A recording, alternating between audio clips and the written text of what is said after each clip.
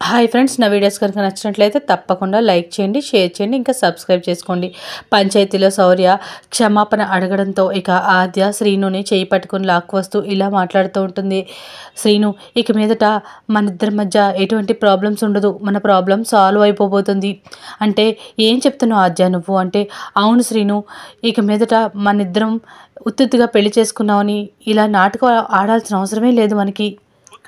మనం గనక నిజం అందరికీ చెప్పేసామంటే ఇంట్లో వాళ్ళతో ఏ బాధ ఉండదు, మనకి ఏ గొడవ ఉండదు అని ఆద్య అంటుంటే ఇక శ్రీను, ఇది ఉత్తుత్తి పెళ్ళి అయినా నువ్వు నాతో ఉంటున్నావు కదా ఆద్య, ఇప్పుడు కనుక ఈ పెళ్ళి కాదనుకుంటే నువ్వు నాతో ఉండవు కదా అని అంటుంటే ఇక ఆద్య మాత్రం ఊరుకోకుండా, నీతో నేనెందుకు ఉండాలి అని ఆద్య అడుగుతుంటే ఇక శ్రీను, నేను నిన్ను ప్రాణంగా ప్రేమిస్తున్నాను కాబట్టి అని అనడంతో ఇక ఆద్య, శ్రీను, నేను ఇక నీ భార్యగా ఉండాల్సిన అవసరమే లేదు, ఇక నాకు ఈ తాళెందుకు అని చెప్పి తన మెడలో ఉన్న పసుపు కొమ్ము కట్టిన తాడిని తన మెడలోంచి తీసి వెంటనే బయటికి విసిరేస్తుంది. ఆ తాళిబొట్టు వెళ్ళి కరెక్ట్గా ఆ అమ్మవారి ప్రతిమ ఎదురుగా ఉన్న త్రిశూలం పైన పడుతుంది. ఇక శ్రీను అమ్మవారి దగ్గరికి వెళ్ళి అమ్మవారి వైపు చూస్తూ చాలా బాధపడుతూ ఉంటాడు. ఇక వెంటనే శ్రీను ఆ తాళిబొట్టును తీసుకొచ్చి ఆ ఆద్య మెడలో మొత్తానికి బలవంతంగా ఆ తాళిబొట్టుని